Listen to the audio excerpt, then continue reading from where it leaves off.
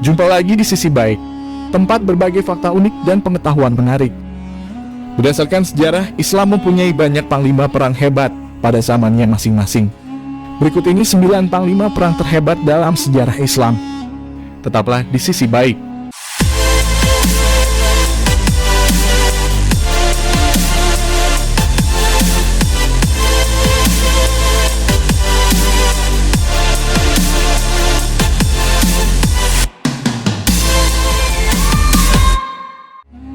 Muhammad Al-Fatih, tahun 1432 sampai dengan tahun 1481. Sultan Mahmud II atau juga dikenal sebagai Muhammad Al-Fatih Sang Penakluk. Kejayaannya dalam menaklukkan Konstantinopel dari Kekaisaran Romawi Timur tahun 1453 di usia yang cukup muda, yaitu 21 tahun, menyebabkan banyak kawan dan lawan kagum dengan kepemimpinan serta taktik dan strategi peperangannya. Ia merupakan anak didik Syekh Syamsuddin yang masih keturunan Abu Bakar As-Siddiq. Khalid bin Walid, tahun 584 sampai dengan tahun 642. Khalid bin Walid adalah seorang panglima perang pada masa pemerintahan Khulafaur Rasyidin dan dijuluki sebagai Saifullah Al-Maslul atau pedang Allah yang terhunus.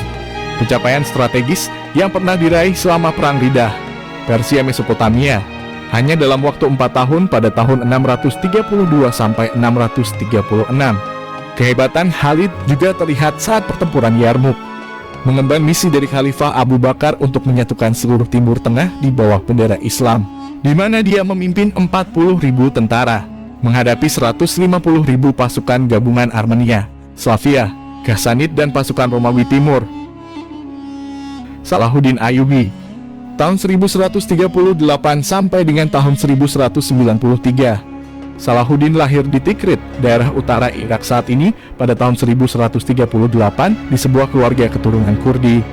Dia menjadi kepala pasukan militer muslim di Mesir pada tahun 1169 dan mendirikan dinasti Ayyubiyah di Mesir, Suriah, sebagian Yaman, Irak, Mekah, Hejaz, dan Diyarbakir. Salahuddin terkenal di dunia muslim dan Kristen karena kepemimpinan, kekuatan militer, dan sifatnya yang satria dan pengampun pada saat memimpin pasukan muslim dalam Perang Salib Kedua. Tahun 1187 merebut Yerusalem yang saat itu dipimpin Balian dari Iblin dalam 12 hari pertempuran. Istimewanya, Salahuddin tak menyakiti satupun tawanan dan melepaskan semua tentara Kristen yang mau kembali ke Eropa. Amr bin As, tahun 577 sampai dengan tahun 664. Pada awalnya Amr bin As pernah mengambil bagian dalam peperangan menentang Nabi Muhammad dan kaum muslim. Tetapi kemudian ia masuk Islam bersama Khalid bin Walid. 6 bulan setelah masuk Islam, Amr bin As bersama Rasulullah menaklukkan Mekah dalam peristiwa Fathu Mekah. Ia adalah panglima perang yang bijak dalam mengatur strategi perang. Amr bin As adalah panglima perang yang menaklukkan Baitul Maqdis dan Mesir dari cengkraman Romawi. Ia kemudian dilantik sebagai gubernur Mesir oleh Umar bin Khattab, tetapi kemudian diberhentikan oleh Khalifah Utsman bin Affan. Selanjutnya Muawiyah bin Abu Sufyan melantiknya kembali menjadi gubernur Mesir. Sa'ad bin Abi Waqqas, tahun 595 sampai dengan tahun 674. Sa'ad bin Abi Waqqas merupakan salah seorang yang awal masuk Islam dan salah satu sahabat Nabi Muhammad. Kepahlawanan Sa'ad bin Abi Waqqas tertulis dengan tinta emas saat memimpin pasukan Islam melawan tentara Persia di Qadisiyah.